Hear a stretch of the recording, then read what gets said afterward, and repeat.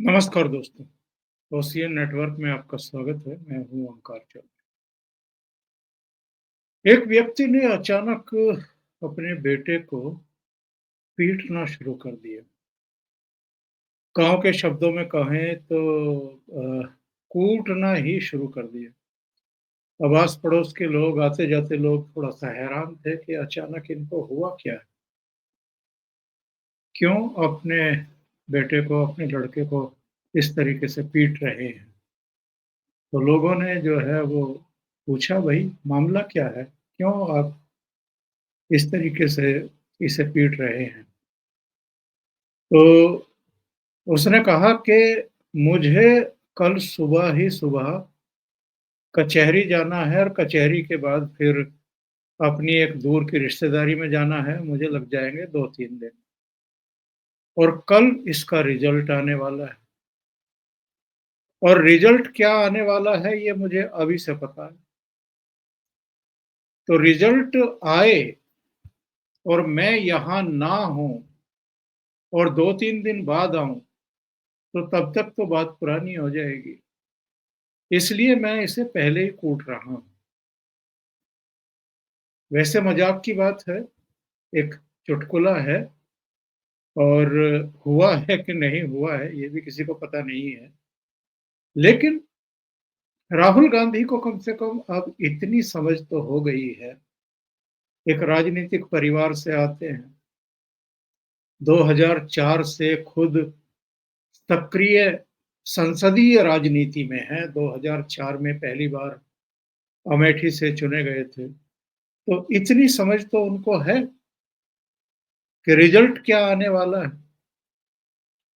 और इसके अलावा जो इनकी एक रीति-नीति रही है, पेशबंदी की, कि साहब पहले ही कुछ ऐसा कर लो ताकि पार्लियामेंट को ना चलने दिया जाए।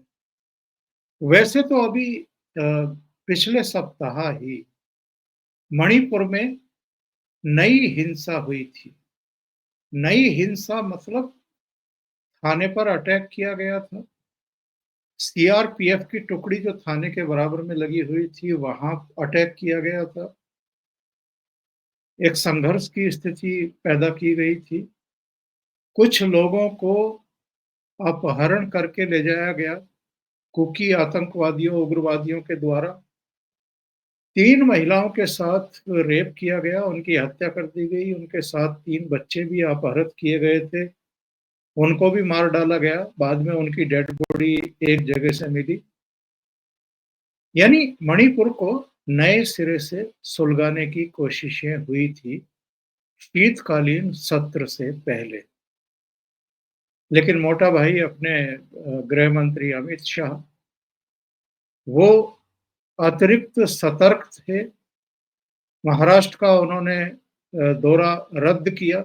जिस दिन ये घटना हुई उसके अगले दिन उनकी 4 सभाएँ लगी हुई थी महाराष्ट्र में। उन 4 सभाओं में वो नहीं गए। उन्होंने शिवराज सिंह चौहान को भेजा और स्मृति ईरानी को भेजा और खुद दिल्ली लौट आए। 50 और सीआरपीएफ की, सीएपीएफ की कंपनियां मणिपुर रवाना कर दी गई और मणिपुर में जो उसे सुलगाने की एक बड़ी साजिश रची गई थी शीतकालीन सत्र से ठीक पहले, वो एक तरीके से उन्होंने विफल कर दी और इनके तो बयान आने शुरू हो गए थे। मल्लिकार्जुन खड़गे का बयान देखिए। प्रधानमंत्री नरेंद्र मोदी उस समय जब ये घटनाक्रम हुआ मणिपुर में, तब 4 देशों की यात्रा पर थे और उनको एक देश तो सर्वोच्च नागरिक सम्मान दे रहा था। लेकिन यहाँ मल्लिकार्जुन खड़गे का बयान आना शुरू हुआ कि साहब देखिए, दुनिया भर में घूम रहे हैं, देश में भी चुनाव प्रचार के लिए नरेंद्र मोदी को समय मिल जाता है, लेकिन मणिपुर नहीं जाएँगे। अगर वो मणिपुर गए होते तो अब तक मणिपुर शांत हो गया होता। इस तरह के गैर जिम्मेदाराना बयान किसी राष्ट्रीय पार्टी का नेता अगर इस तरीके से दे और वो भी तब जब देश का प्रधानमंत्री देश को रिप्रेजेंट करते हुए न केवल G20 देशों के समिट में भाग लेने के लिए जा रहा हो, बल्कि 3 और देशों की भी यात्रा पर निकले हुए हों, तब इस तरह के गैर ज़िम्मेदाराना बयान देना। बहरहाल वहाँ तो ये कुछ नहीं करवा पाए, कुछ नहीं हो पाया।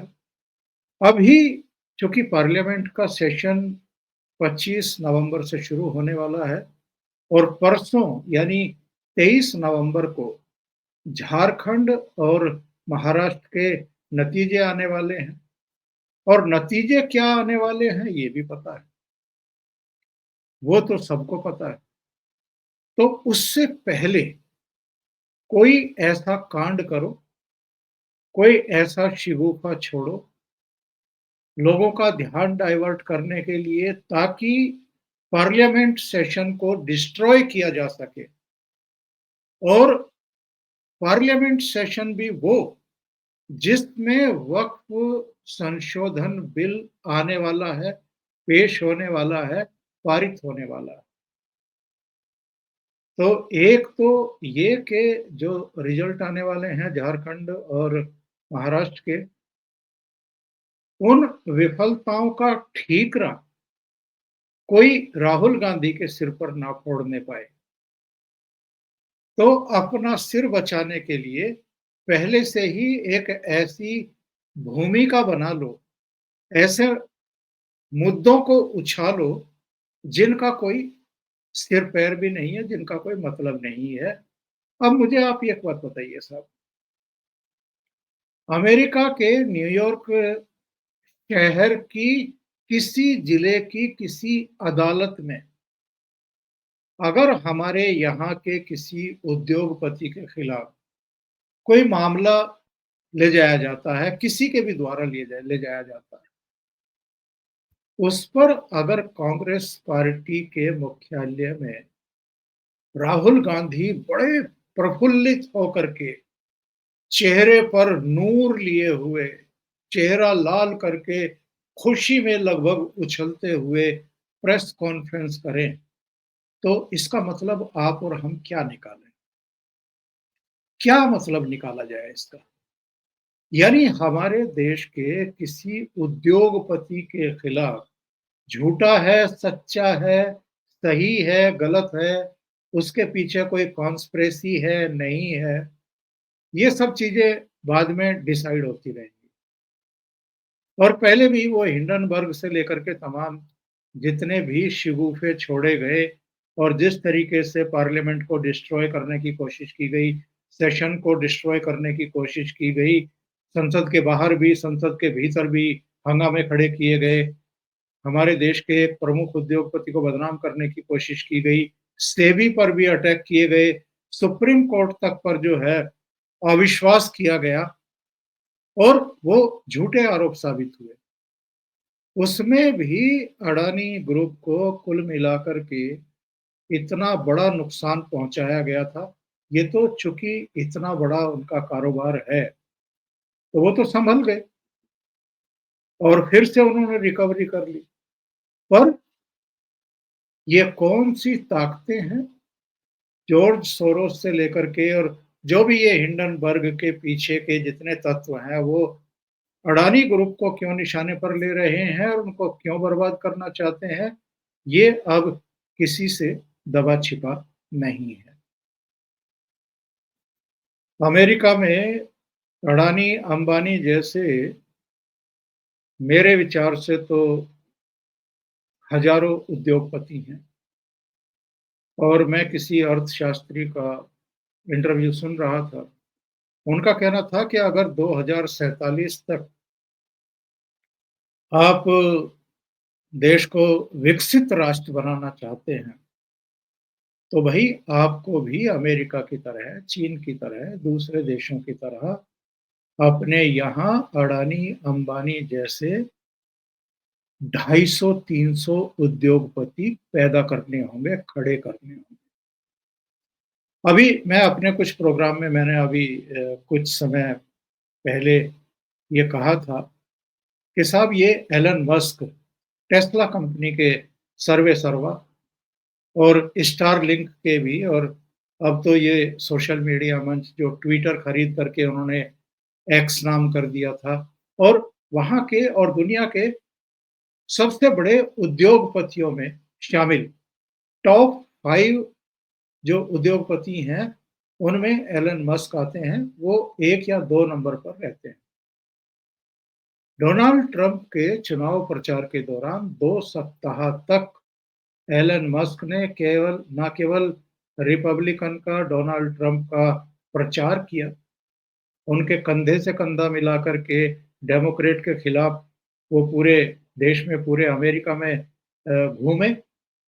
बल्कि जब चुनाव के नतीजे आ गए और डोनाल्ड ट्रंप का फिर से राष्ट्रपति बनना तय हो गया, तो डोनाल्ड ट्रंप ने उनको रामास्वामी के साथ एक बेहद महत्वपूर्ण डिपार्टमेंट में जिम्मेदारी सौंप दी। अब जरा अंदाजा लगाइए साहब, हमारे देश में ये संभव है क्या? कोई उद्योगपति किसी पॉलिटिकल पार्टी के नेता के साथ देश भर में 15 दिन तो छोड़ दीजिए, 2 दिन भी चुनाव प्रचार में मंचों पर दिखाई दे सकता है क्या? और अगर वो मंचों पर दिखाई देगा, तो उस पॉलिटिकल पार्टी का, उस लीडर का और उस उद्योगपति का भी ये लोग क्या हाल करके छोड़ेंगे, आप इसका अंदाजा भी नहीं लगा सकते। और 10-20 पीआईएल तो ऐसे ही सुप्रीम कोर्ट में दाखिल कर दी जाएंगी, और उद्योगपति को भी बर्बाद कर दिया जाएगा, उस पॉलिटिकल पार्टी और नेता का भी पूरा करियर तबाह कर दिया जाएगा। और यहाँ का जो ये मीडिया है, टट्टू मीडिया है, बिका हुआ मीडिया है, ये भी बिना दिमाग का इस्तेमाल किए हुए ब्रेकिंग बना करके उनकी उल्टी सीधी आरोप तराशी को दिन भर बजाएगा और कई दिन तक बजाएगा।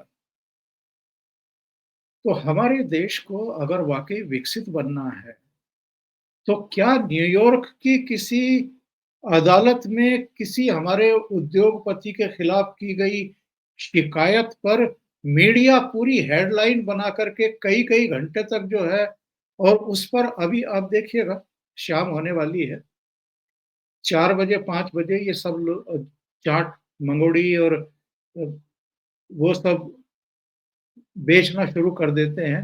हर स्टूडियो में जो है मजमे लगते हैं।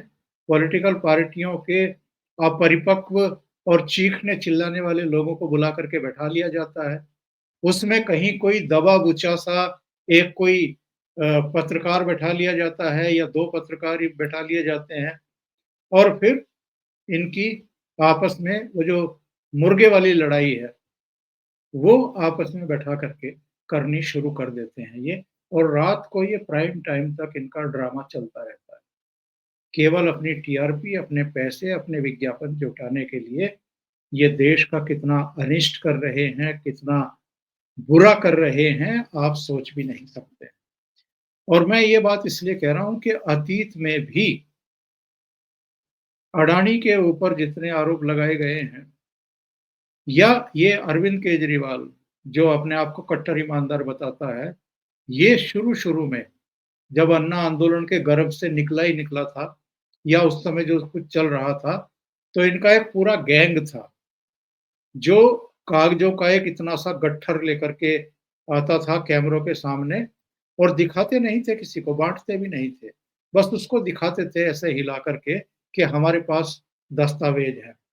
पता नहीं मतलब कितने उद्योगपतियों के खिलाफ इन्होंने, और उस समय तो रॉबर्ट वाड्रा के खिलाफ भी, और हर पॉलिटिशियन के खिलाफ ये लोग आरोप तराशी का काम करते थे। शीला दीक्षित के खिलाफ कहते थे कि हम सत्ता में आते के साथ ही उनको जेल भेजेंगे।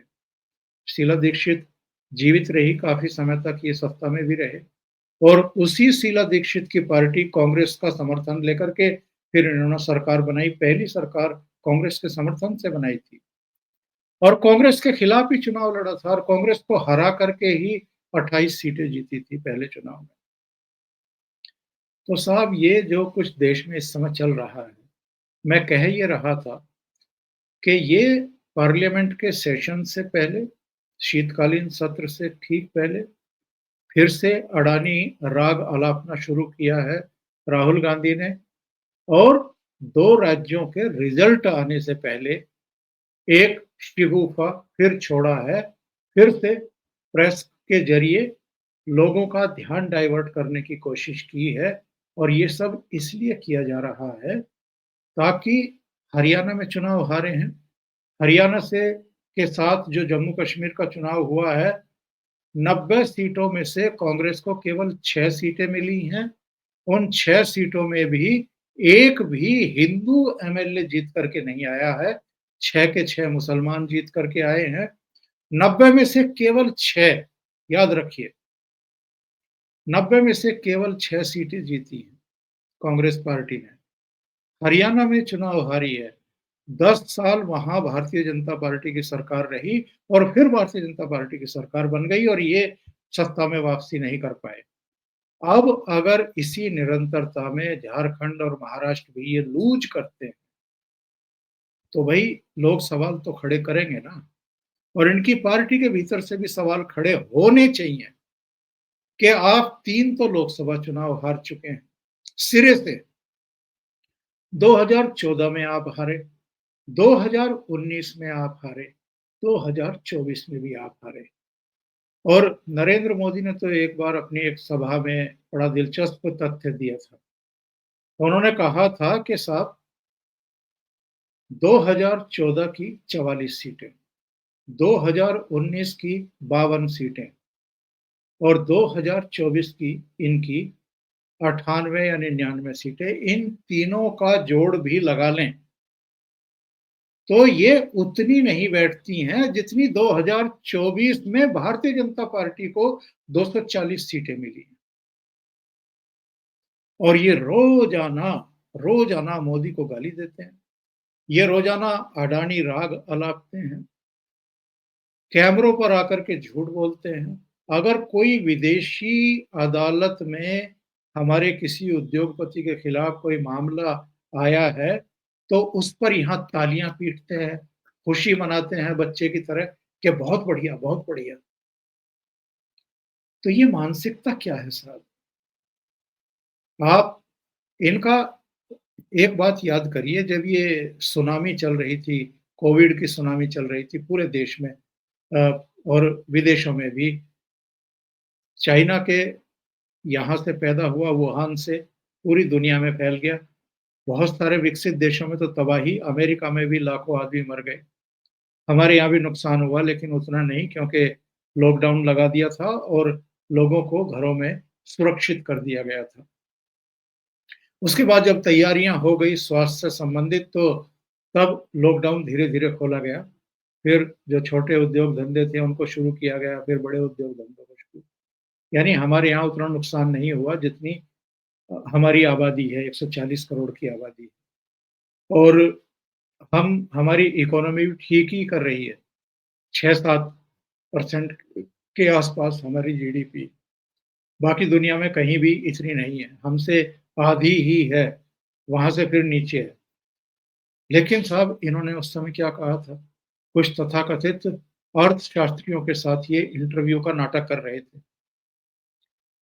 इन्होंने दावा किया था कि साहब, ये तो आर्थिक सुनामी आने वाली है, लोगों के रोजगार छिनने वाले हैं, देश की इकोनॉमी का भट्टा बैठने वाला है। लेकिन कुछ नहीं हुआ। तो मैं कहता हूँ कई बार के जो कौवे होते हैं उनके कोसने से पशु नहीं मरा करते। तो जो लोग देश का अनिष्ट चाहते हैं, इकोनॉमी को बर्बाद होते हुए देखना चाहते हैं, राजनीतिक अराजकता होते हुए देखना चाहते हैं, पड़ोसी देशों की सेनाओं के साथ भारत की सेनाओं को भिड़ते हुए, लड़ते हुए, युद्ध होते हुए देखना चाहते हैं, तो उनकी इच्छाएं तो पूरी नहीं हो पा रही। पर ये जो कुछ किया गया है, इसमें हालांकि अब आ गए हैं बयान, बहुत लोगों के बयान आ गए हैं, और अ, हर्षवर्धन त्रिपाठी ने तो बिल्कुल एकदम इनका भंडा ही फोड़ दिया है।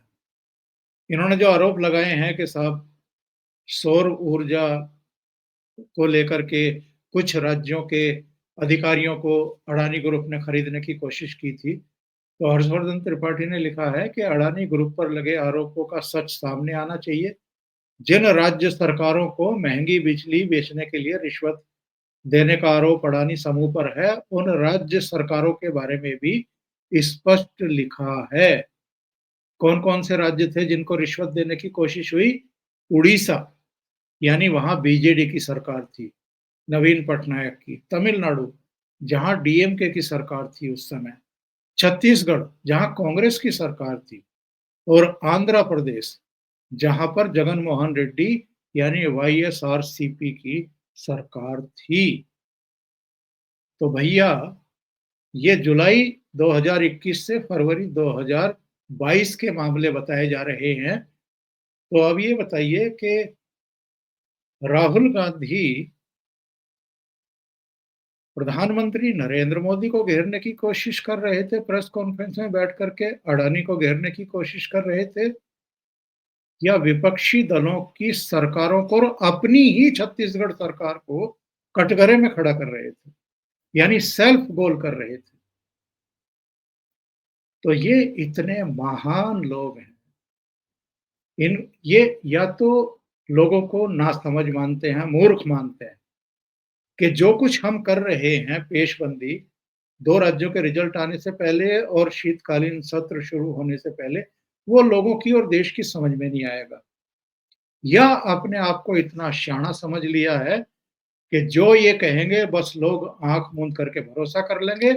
और प्रधानमंत्री पर अगर अडानी का नाम लेकर के वो अडानी को बचाए हुए हैं, उनको जेल में होना चाहिए, ऐसा। अरे भाई, तुम्हारी भी अभी 3 राज्यों में तो सरकार है ना, उन 3 राज्यों में मुकदमा कायम करवाओ अडानी पर और उनको गिरफ्तार करके जेल में डालो। डालो, अगर दम है तो करके दिखाओ, लेकिन ये सब नहीं करेंगे। मीडिया में आकर के बस ये बकलोली करेंगे और कुछ नहीं करेंगे, ताकि एक पेशबंदी कर सकें। और जो अपना सिर पीटने की नौबत है कि लोकसभा हारे, जम्मू कश्मीर हारे, हरियाणा हारे, झारखंड हारने जा रहे, महाराष्ट्र हारने जा रहे हैं, इससे अपना सिर बचाया जा सके और लोगों का इस हार से ध्यान डाइवर्ट किया जा सके। अभी के लिए इतना ही। बहुत-बहुत धन्यवाद। अगर आपको ये चैनल और इसके कंटेंट पसंद आ रहे हैं, तो लाइक करें, कमेंट करें, वीडियो को शेयर भी करें। अभी तक अगर आपने ये चैनल सब्सक्राइब नहीं किया है, तो सब्सक्राइब कर लें। साथ में लगे बेल आइकॉन को दबा दें, ताकि आगे आने वाले वीडियो और उनके नोटिफ़िकेशन आप तक पहुँचते रहें। बहुत-बहुत धन्यवाद। नमस्कार।